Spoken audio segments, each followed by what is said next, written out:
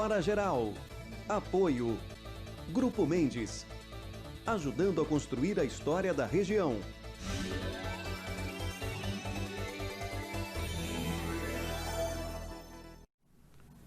Olá, amigos! A partir de agora, mais uma edição do Hora Geral.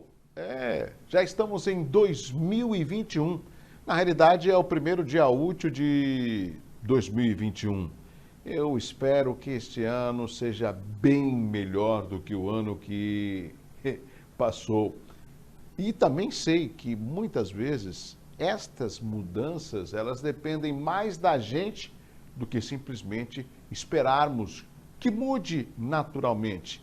Depende do nosso comportamento, do nosso desafio, da nossa vontade, da nossa garra, tá certo? Eu espero que você tenha passado um excelente final de ano e que esteja revigorado para um novo ano que se iniciou sexta-feira agora, tá certo? Bom, na abertura do Hora Geral, quero fazer um pequeno comentário, né? Os prefeitos já tomaram posse, os vereadores também. Durante esse mês de janeiro, é natural o recesso das câmaras, mas o recesso não significa que vai fechar a Câmara, não. O recesso nas câmaras municipais, onde se instala o Poder Legislativo, ele apenas vai ter a suspensão das sessões da Câmara. O funcionamento do Legislativo continua funcionando normalmente. Isso prova de que os vereadores, eles estão trabalhando, pelo menos devem e deveriam estar trabalhando. Com relação ao Executivo, os novos prefeitos já tomaram posse, né? Os outros prefeitos, alguns conseguiram a sua reeleição. É o caso do Márcio Cabeça em Mongaguá, Luiz Maurício de Peruíbe, Walter Sumano Guarujá, Caio Mateus em Bertioga e também em Cubatão, Ademar Oliveira. Esses 5 foram reeleitos para mais um mandato de 4 anos, né? E os outros 4 são novos prefeitos. Alguns apenas darão continuidade à administração anteriores.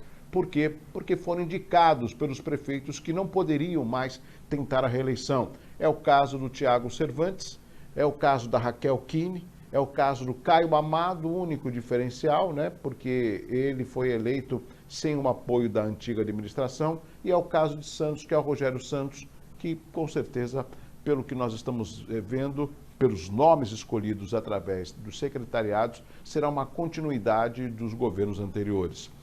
Tudo isso depende do comportamento que os legisladores, que os vereadores terão ao fiscalizar, ao implementar os projetos que devam melhorar toda a nossa região, a região metropolitana da Baixada Santista.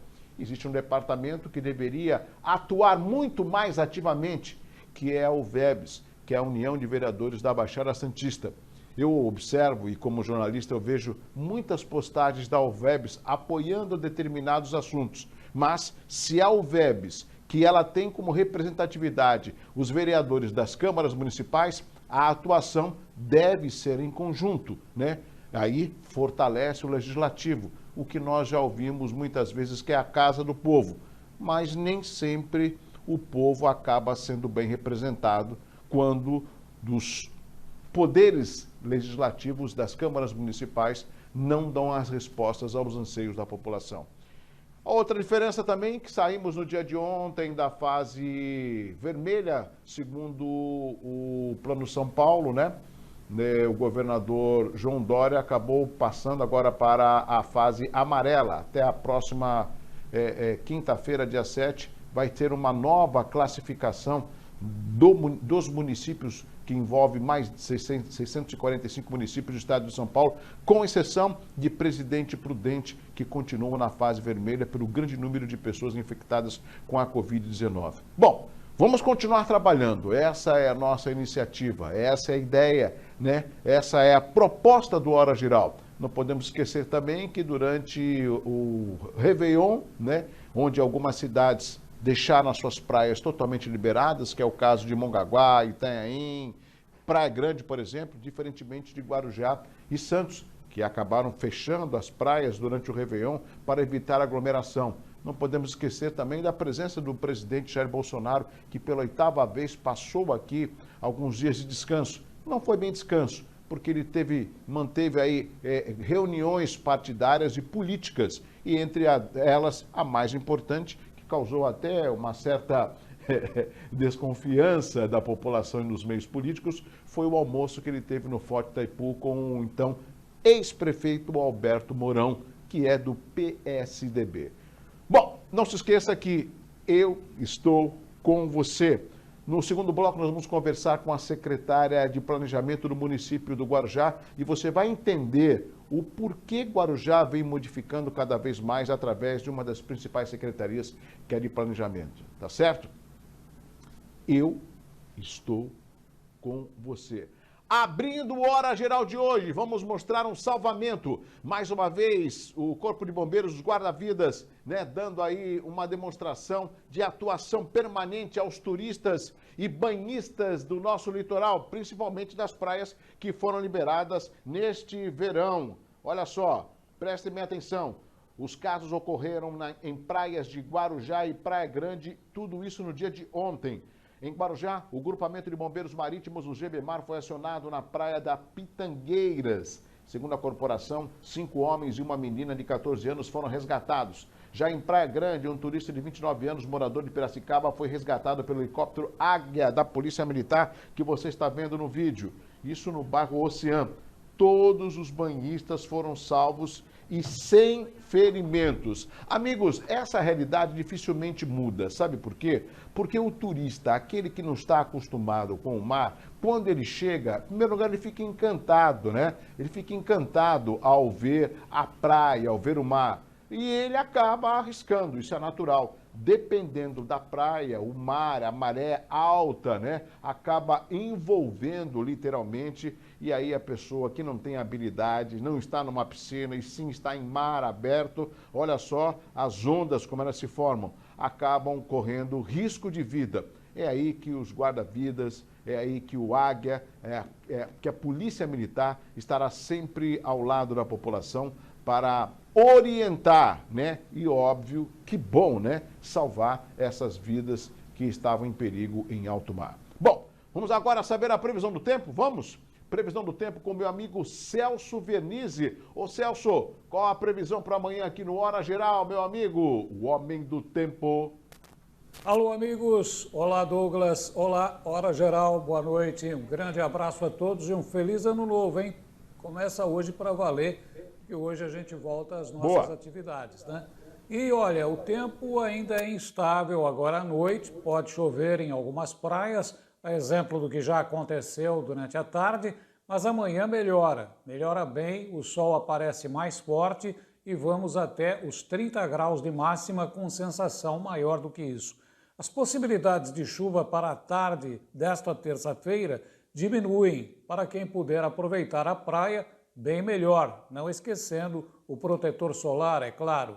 E a quarta-feira, aí depois de amanhã, vem uma nova frente fria pelo Oceano Atlântico e vai outra vez provocar chuva e deve ser chuva forte no litoral. Mas por enquanto, terça-feira de sol e grande aproveitamento. Temperaturas elevadas, calor e clima abafado amanhã em todo o litoral. Grande abraço a todos, uma boa noite e até amanhã.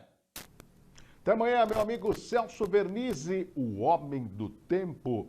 Vai esquentar, hein? E se o Celso falou é porque vai acontecer. Bom, rapidamente eu tinha feito na abertura do programa de hoje um comentário a respeito da fase amarela que nós passamos no dia de hoje, até ontem era vermelha, isso vai até a próxima quinta-feira, porque vai ter uma nova classificação por parte do governo do estado de São Paulo. O Vinícius está colocando na tela já as imagens, né? Olha só, isso tudo, pode deixar na tela, Vinícius. Olha, é a população, é um aviso, né? Que o governo do estado passou a partir de hoje para a fase amarela. O estado de São Paulo, né? O governo do estado de São Paulo retornou no dia de hoje à fase amarela da quarentena, onde é permitida a abertura do comércio de outras atividades não essenciais. A exceção, volto a repetir, é Presidente Prudente, que, por conta dos indicadores de internações, permanecerá na fase vermelha, a mais restritiva do Plano São Paulo. A nova reclassificação das regiões do estado entre as fases, que estava marcada para esta segunda, foi adiada para a próxima quinta-feira, portanto, no dia 7. Ô Douglas, o que vai acontecer no dia 7? Bom, eu não tenho bola de cristal, mas com certeza a reclassificação pode aí mudar a realidade de algumas regiões do estado de São Paulo, tá certo? Por falar em pandemia e Covid-19, quem faleceu no dia de ontem foi o ex-prefeito de Praia Grande, Ricardo Yamauchi.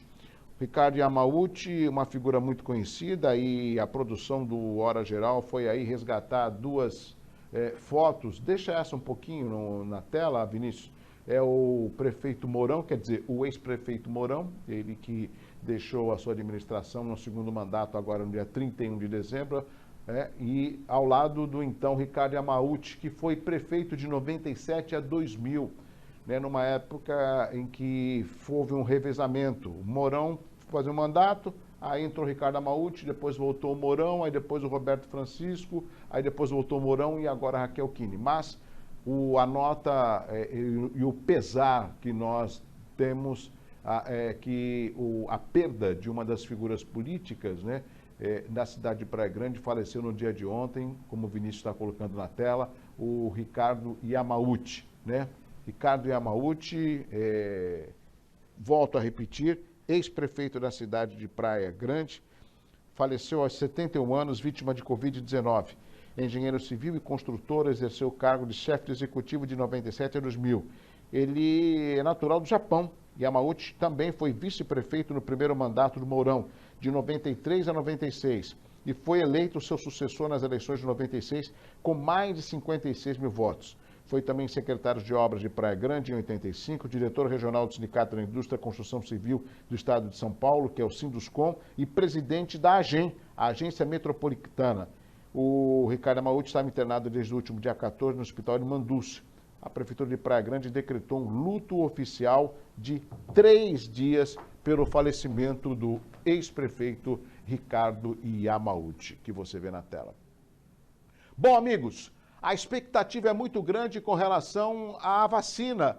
Os brasileiros, principalmente, eu diria que a maioria aguarda ansiosamente. Pensando nisso, e agora nós temos imagens do laboratório que o Vinícius está colocando na tela, a Fiocruz está aí trazendo aí uma boa notícia a todos nós brasileiros.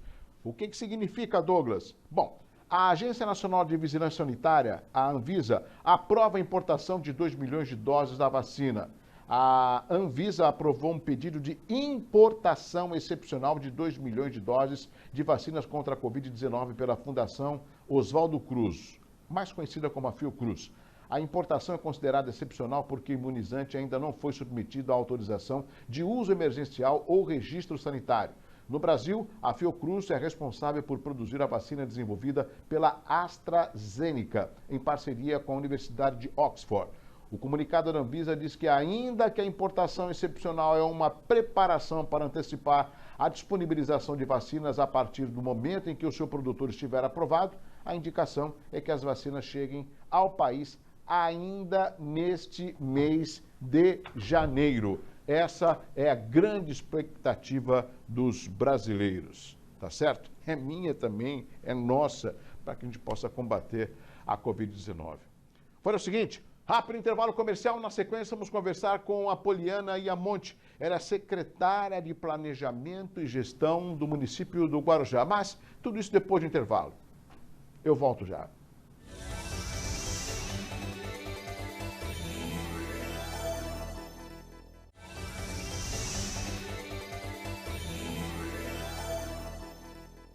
Bom, já estamos de volta para o segundo e último bloco da Hora Geral. Eu tinha falado desde a abertura do programa de hoje que eu, no segundo bloco, queria conversar com a secretária de Planejamento e Gestão do Guarujá, a Poliana Iamonte. Tudo bem, Poliana? Tudo bem, prazer estar com você. Prazer é todo meu. Feliz ano novo, que esse ano seja um ano mais leve, mais feliz para todos nós. Para todos nós, né? Não podemos esquecer, eu principalmente, mandar um abraço para um grande amigo, Fernando Mauá. Conhece? Muito.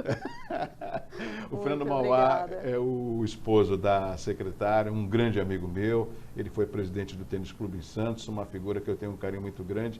Em vez de você levar um recado, eu já mandei já aqui pela TV. Ótimo. Ele vai ficar muito feliz. Poliana, eu fiz questão de convidá-la aqui para o Hora Geral, porque existe uma falta de informação, às vezes, por parte da população, com relação a uma pasta que é importante, que é de planejamento. O que eu penso planejamento? É que vai planejar a cidade, vai modificar, vai implementar, vai inovar, por que não? Mas há necessidade de um planejamento. Perfeito. E nós tivemos recentemente num evento na Prefeitura do Guarujá, onde eu estava presente, onde teve, vou começar por esse ponto, né? Ou seja, uma assinatura de um convênio liberado pelo governo federal. Até a deputada Rosana Vale estava nesse evento, né? Perfeito, O prefeito estava. Walter Suman fez referência ao trabalho dela, a liberação de verba por parte do presidente Jair Bolsonaro. Vamos até explicar para o público telespectador. Quando uma verba é liberada, como é o caso dessa que foi liberada agora, praticamente no último dia útil de 2020, o dinheiro já está na conta da prefeitura? Não, Douglas, não está na conta da prefeitura. Antes desse recurso efetivamente ser creditado para a prefeitura, a Secretaria de Planejamento precisa preparar os documentos técnicos. Sim. Precisa indicar aonde será utilizada essa verba e, a partir daí, nós faremos a construção do projeto técnico. E esse material é encaminhado ao Ministério, o Ministério faz a análise e, tão logo seja feita a aprovação, o dinheiro é acreditado para o município para que a gente possa, então, fazer o processo de licitação para depois, então, escolher e contratar a empresa vencedora desse certame. Quanto que foi liberado de emendas e também do governo federal? Foi emenda da deputada e também do governo federal, do presidente, é isso? Então, nós tivemos duas situações. A deputada fez uma emenda de autoria dela, de 600 mil, que nós fizemos a indicação para a Praça Horácio Laffer, que é uma pista multidisciplinar, que é a Pump Trunk. Um projeto super inovador, muito, muito bacana, multidisciplinar, então vai ser muito feliz esse projeto durante as suas atividades. Sim. Já com relação à captação de recurso no que tange a esses 30 milhões que o governo federal fez a liberação para o município de Guarujá, isso foi uma tratativa que o prefeito fez uma ligação para o presidente, né, no intuito de dar as boas-vindas por ele estar no nosso município. Agora no Réveillon, né? Agora no Réveillon. E durante essas felicitações houve a possibilidade do prefeito fazer um pleito e rapidamente também houve a inserção da deputada, por ser a deputada da região. Então ela foi pautada para que viesse junto a essa conquista para o município nesses últimos dias aí de governo, até porque esse recurso ele é extra-orçamentário, ele não é de emendas parlamentares, ele vem extra.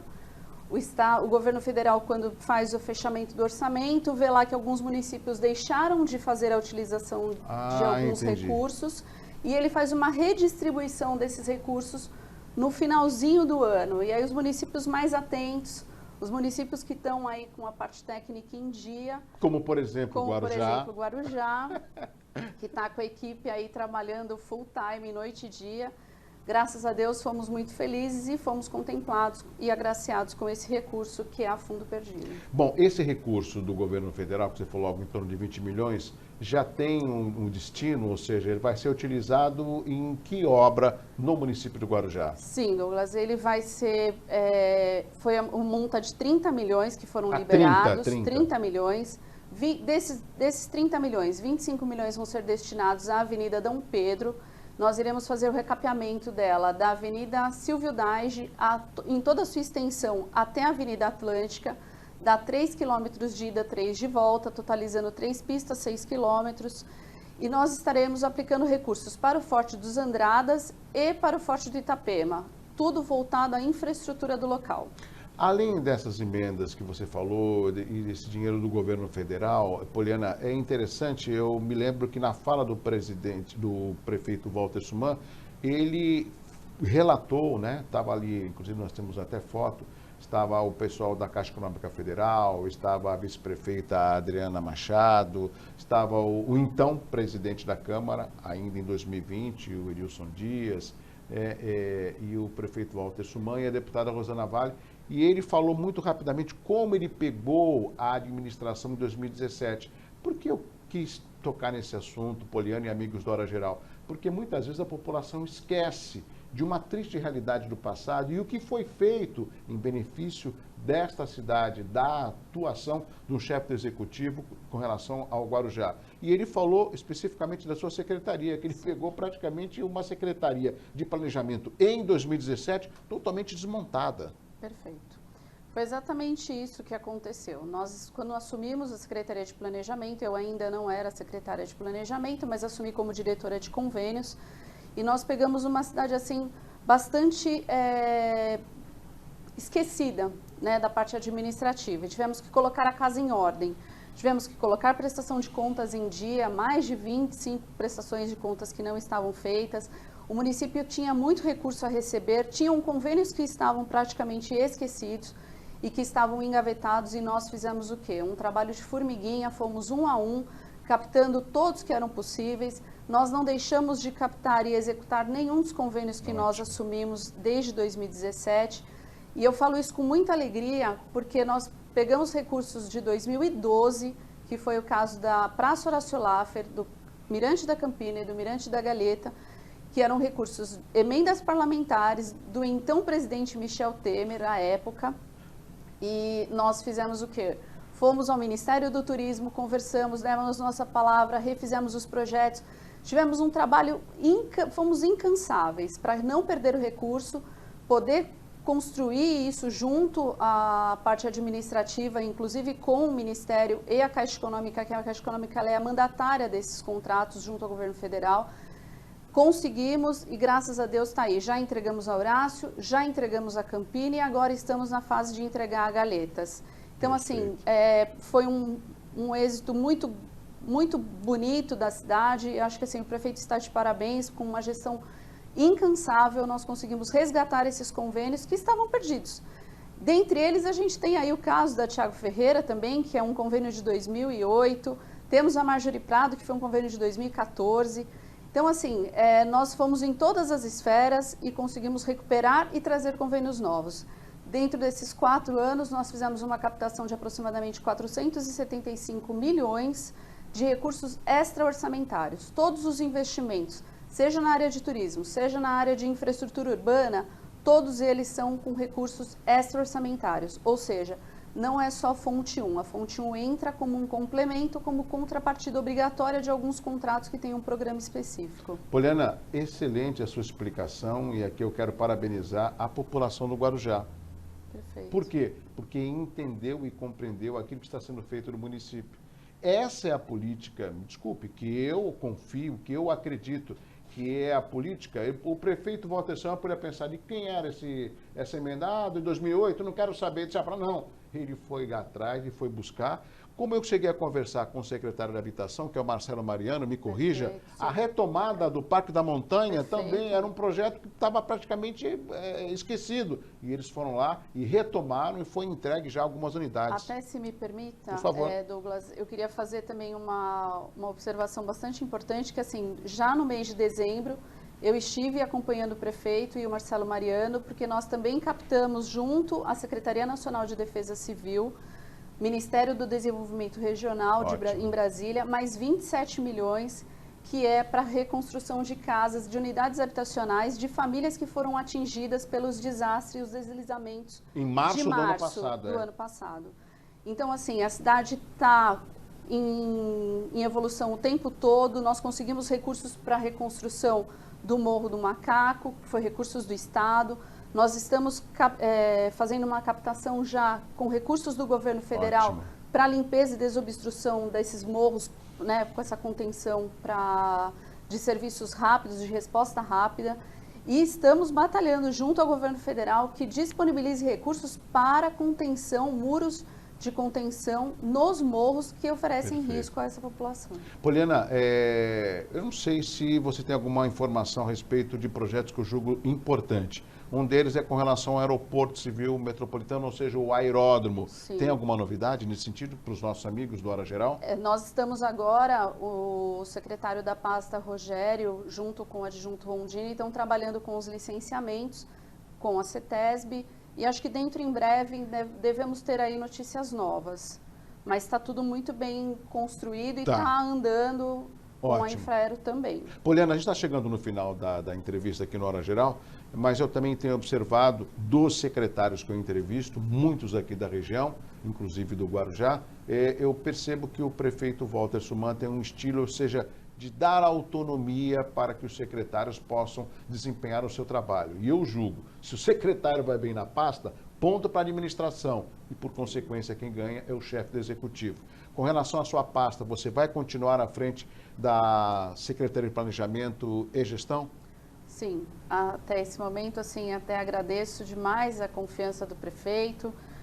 Nós viemos com o propósito de dar o nosso melhor e fazer o nosso melhor, né? E acho que, assim, graças a Deus, temos colhido frutos dessa gestão e só tenho a agradecer e dizer para o prefeito que pode contar conosco sempre, nós estamos aí para isso. Nessa segunda gestão, eu sei que está iniciando agora, do prefeito Walter Suman, que foi reeleito no primeiro turno com mais de 112 mil votos.